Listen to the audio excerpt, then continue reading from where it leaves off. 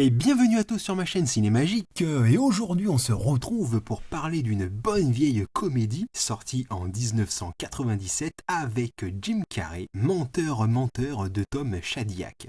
C'est un réalisateur connu pour ses collaborations avec Eddie Murphy pour la famille Folding, Robin Williams pour Dr. Patch, Kevin Costner dans Apparition et bien sûr Jim Carrey avec Ace Ventura et Bruce Tout-Puissant une dizaine d'années plus tard. C'est malheureusement en faisant sa suite, Evan Tout-Puissant, gros échec commercial, qui le coula totalement et mit plus ou moins fin à sa carrière. On pourra vraiment dire que le déluge s'est abattu sur lui et qu'il n'avait pas d'arche.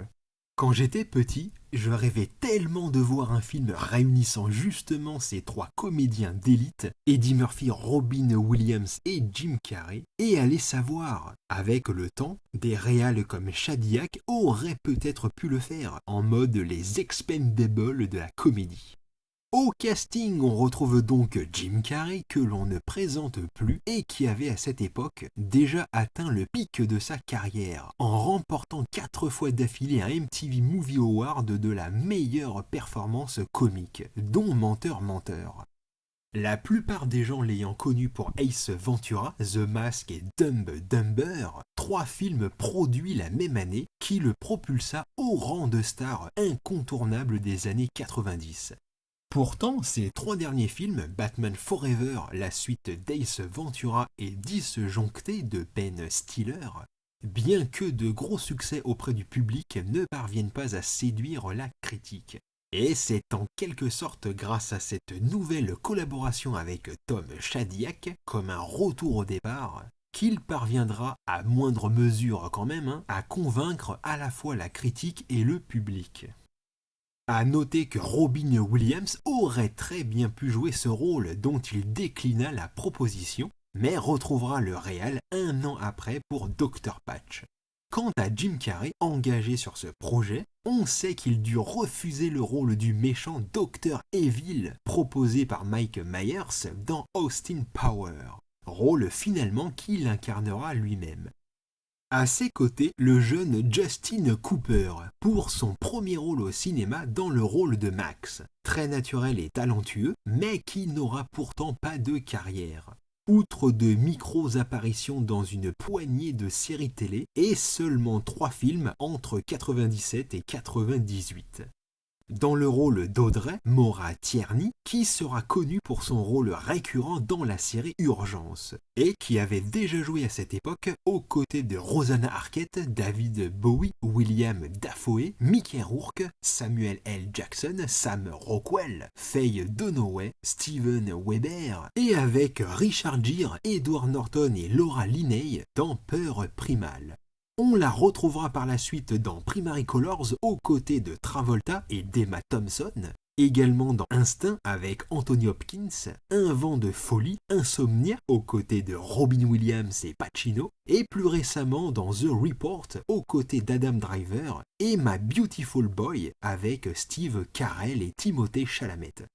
Jusqu'ici, elle avait surtout joué dans des drames ou des thrillers. Ce qui d'ailleurs était une légère crainte pour Shadyac que de la voir dans un rôle plus comique. Cary Elwes, probablement connu pour son rôle dans le premier Saw, mais que l'on retrouve aussi dans des films comme L'ombre d'un vampire avec Malkovich et Dafoe, Le collectionneur, Ashley Judd et Morgan Freeman, Twister avec Bill Paxton et Helen Hunt, et dans le Dracula de Coppola, ou encore Jour de tonnerre de Tony Scott, sans oublier qu'il fut le héros d'un autre film de mon enfance que je connais par cœur, Sacré Robin des Bois de Mel Brooks. Nous avons ensuite l'assistante de Fletcher, Anne Haney, que je vous conseille de prononcer très rapidement. Un second rôle toujours très appréciable, comme dans Un vent de folie, le remake de Psychose, chez Clint Eastwood, ou dans l'incontournable Madame Doubtfire, ce pourquoi elle a sans doute été choisie ici. Puis nous avons Jennifer Tilly, la fiancée de Chucky, qui a déjà joué chez Oliver Stone, Neil Jordan, Woody Allen ou les Wachowski. Une actrice très maligne et intelligente malgré les apparences, et sa voix en VO bien sûr. On note également Jason Bernard qui a joué dans Wargame, un film initialement réalisé par Martin Brest, avant d'être remplacé sur le tournage par un autre réal. Il a également joué dans Bird de Clint Eastwood et qui fait ici une excellente prestation et malheureusement sa dernière au cinéma étant décédé en fin de tournage. Il y a également Swoosie Kurtz que l'on retrouve dans Les Liaisons Dangereuses, génération 90 de Ben Stiller, et qui a déjà joué aux côtés d'acteurs tels que Michael Caine, Robert De Niro, Paul Newman, Michael J. Fox, Judge Reynolds, Jeff Bridges et Robin Williams.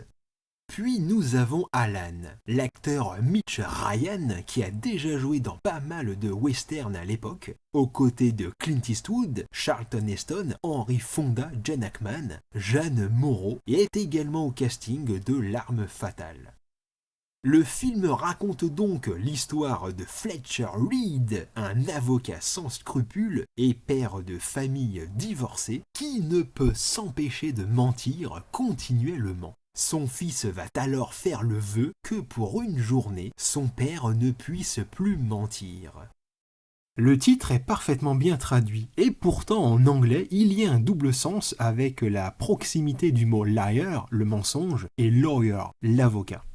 Alors clairement, si on n'aime pas un minimum la personnalité de Jim Carrey, le film aura beaucoup de mal à passer, tant il est en pleine maîtrise de son art. On a l'impression qu'il est comme à la maison et fait ce qui lui plaît. Au point que même pour certains fans, malgré le postulat de base intéressant, ce sera un peu trop. Pour beaucoup, ce film restera un exercice de niaiserie grimaçante, de gags et de bêtises puériles et insipides, avec un acteur plus agaçant et bruyant que plaisant. C'est une histoire qui fait partie d'une époque où il y avait d'innombrables films racontant la dissension entre père et fils, avec à la fois une conciliation difficile entre la vie familiale et professionnelle et un conflit générationnel. Toute l'intrigue consistant à renouer les liens familiaux et se rendre compte que l'essentiel, ou la réussite ne se trouve pas forcément, est justement dans la réussite. Un concept peut-être un peu trop usé pour le spectateur, qui finalement portera un jugement assez acerbe sur toutes ses productions. Le film est avant tout une comédie, une parodie conçue de fil blanc, avec de l'humour et de l'émotion qui pour beaucoup aura fonctionné et fonctionnera encore, trouvant au contraire que c'était astucieux de montrer sous cet angle les travers de la justice, tout en parlant de familles divorcées et brisées, dont les enfants peuvent devenir des enjeux de victoire, tout en subissant la guéguerre de leurs parents. Et c'est ce Jim Carrey-là qu'ils apprécient, celui qui fait des grimaces, qui braille et gesticule de manière incontrôlée, presque possédé à certains moments, se demandant encore s'il s'agissait de folie ou de génie. Il y a pas mal de passages qui sont bien pensés et fonctionnent plutôt bien. Même celui où il dit à son fils que parfois il est possible de très bien gagner sa vie en faisant des grimaces. Ce qui est justement son cas. Ou la nuance entre mentir par politesse, par intérêt, et mentir en blessant des gens. Ici, mentir serait comme la boisson, à consommer avec modération. Le mensonge peut aussi être perçu comme une barrière, à la fois par crainte de se révéler, mais aussi pour préserver la vérité de ceux qui pourraient en abuser et faire tout dégénérer. Comme un trésor légendaire, un super pouvoir, l'existence d'extraterrestres ou d'une force supérieure. La cour du procès ressemble un peu à Hollywood, où d'apparence tout va bien. Une sorte de grand théâtre illusoire qui n'est fait que de mensonges et d'hypocrisie, qui profite de la faiblesse et la sensibilité des gens pour leur servir des productions et discours de valeur à outrance pour leur propre compte, tout en prétendant bien sûr chercher et défendre la réalité, la vérité. C'est le microcosme qui reflète les fondations de notre système, quelles qu'en soient les époques. Dans les films, on sait par exemple que la plupart des personnages principaux ont le droit à une rédemption, ou une seconde chance, mais c'est rarement le cas pour ceux qui font perdre de l'argent à une production. Le rôle de Max est plus intéressant qu'il n'y paraît, car en réalisant un vœu, il met en avant à la fois la manière de voir des enfants et à la fois leur seul moyen d'expression possible, celle de croire. qui s'oppose parfaitement au monde des adultes et leurs soi-disant idéaux qui jonglent avant tout avec ce besoin de preuves, de justification et de profit, et qui, sans le savoir, avec des choses assez simples, auraient la capacité de réaliser des vœux. Sans forcément rire aux éclats, on peut aussi être simplement touché par l'histoire de cette famille, de cette prise de conscience du père envers son fils, parvenant à compenser cet excès d'humour par des moments plus tendres. Je me souviens qu'enfant, j'avais aussi de la peine pour le personnage de Jerry, que je trouvais absent, délaissé et même injustement abandonné à la fin du film. Un rôle un peu trop modéré qui ne m'a jamais totalement convaincu. Je suppose que son jeu aurait pu être plus amusant, mais que Jim Carrey était la vedette et qu'il se suffisait à lui-même. Dans l'ensemble, ça restera peut-être une comédie mineure entre guillemets dans la filmographie de l'acteur, car elle possède quand même plusieurs aspects d'intrigue abordés, désirés par l'équipe, pour rendre plus réelle cette histoire que celle d'Ace Ventura par exemple. Bien qu'elle ne soit pas dans la finesse, tout étant assez appuyé, le réal sous-estimant peut-être le public sur leur compréhension. Estimant aussi d'ailleurs être allé un peu trop loin à certains moments, mais c'était pour lui la vérité du moment qu'il laissait volontiers s'exprimer. Ça ne change rien à l'appréciation d'un film ou du plaisir que l'on prend devant. Et rien que pour la prestation hors du commun de Jim Carrey, son énergie débordante, qui a la capacité d'emmener le spectateur là où il ne va pas habituellement, ça peut valoir le coup d'œil. Jim Carrey s'investit énormément sur les tournages et trouve spontanément de nouvelles idées, n'hésitant pas à multiplier les prises pour avoir différentes interprétations. Il apporte beaucoup de lui-même, comme par exemple la griffe que son propre père lui faisait, la scène où il accouche du cadeau, le maman et le paix dans les 2 scènes d'ascenseur, et toutes les scènes avec Miranda, le baiser fougueux ou quand elle lui mord la lèvre, ou qu'elle lui saute dessus quand Jim est au téléphone avec son ex. Elle refusait au début de lui mordre la lèvre de peur de lui faire mal, mais Jim a insisté pour le faire. On peut aussi parler de son interprétation gestuelle et corporelle de dingue dans la scène avec le stylo bleu, improvisée le jour même. On se demande s'il n'aurait pas été l'acteur idéal pour jouer l'homme élastique dans Les 4 Fantastiques. C'est aussi lui qui trouva littéralement la fin du film, celle qui se passe 1 an plus tard, et réconcilie le couple, tout à fait conscient qu'il s'agissait d'une fin hollywoodienne. Il y a aussi le départ pour Boston et la scène de l'avion qui ont également été rajoutés, toute la fin étant très différente à l'origine. La scène la plus délicate fut probablement celle des toilettes, où Jim s'est vraiment donné à cœur joie dans sa propre agression, au point d'en couper quelques passages jugés trop violents. Et à la fin, on peut même entendre sa tête cognée contre le sol. Certains aussi y verront une parodie de la scène dans Disjoncté, où il agresse ce pauvre Owen Wilson. De même, quand il cogne sa tête contre la table dans le procès, étant improvisé, il s'est vraiment cogné volontairement. Une scène quand même qui peut nous rappeler ce qu'il avait déjà fait dans Ace Ventura dans l'hôpital psychiatrique. En tout cas, ils avaient pas mal de rush et un large choix de montage, en faisant pas mal de séances tests pour voir ce qui fonctionnerait ou non. Il fait partie de ces films qui possèdent un bêtisier dans le générique final, comme souvent dans les films avec Jackie Chan par exemple, montrant à quel point ils se sont fait plaisir lors des prises ratées. Et même si ça n'y paraît pas, c'est terriblement épuisant de fournir de telles performances, devant constamment être drôle et au top. D'ailleurs, sur le tournage, il y avait une petite pression, car à ce stade de la carrière de Jim, tous les spectateurs s'attendaient à rire aux éclats avant même de le voir. Tout devait être donc parfaitement bien rythmé.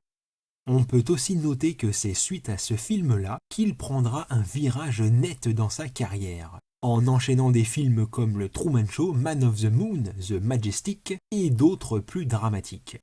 On peut également mentionner le doubleur officiel de Jim Carrey, Emmanuel Curti, à l'immense carrière, qui a doublé des dizaines et dizaines d'artistes, prêté sa voix de l'animation, des jeux vidéo, et qui continue encore aujourd'hui. On pourra dire qu'il aura vraiment fait un travail remarquable avec Jim Carrey, en lui insufflant une vraie énergie, une véritable dynamique identitaire, qui nous aura accompagnés durant notre enfance. C'est aussi lui qui fait la voix et les chansons de Simba version adulte dans Le Roi Lion.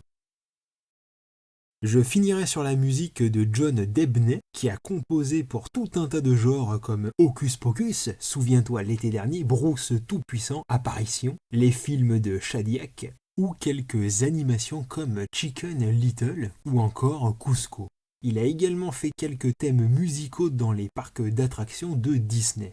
Sans parler de ses co-compositions comme The Greatest Showman ou les films de Robert Rodriguez, ou même encore sa partition sur la Passion du Christ qui le fit réellement connaître. Et d'ailleurs, Mel Gibson l'avait recontacté pour Tu ne tueras point, et c'est bel et bien lui qui en avait composé la musique à la base, mais elle fut rejetée quelques semaines avant la sortie du film. Un compositeur assez présent dans l'univers de la musique de film, bien qu'on lui reproche quand même assez souvent son manque d'originalité. Celle de Menteur est pas mal et tente de coller à l'énergie de Jim Carrey, tout en ayant des compositions plus douces et pleines de tendresse.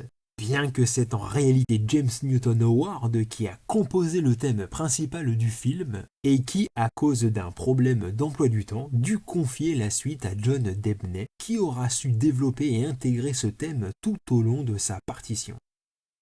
Voilà pour cette petite comédie familiale des années 90 qui n'a d'autre intention que de divertir et faire rire grâce au talent unique et indéniable de son acteur principal qui nous aura tellement donné qu'on pourra se retrouver à ressortir certaines répliques ou mimiques dans des moments inappropriés ou même seul devant sa glace. Si ça, ce n'est pas splendide. Continuez à voir des films, quant à moi je vous dis à bientôt et que la magie soit avec vous.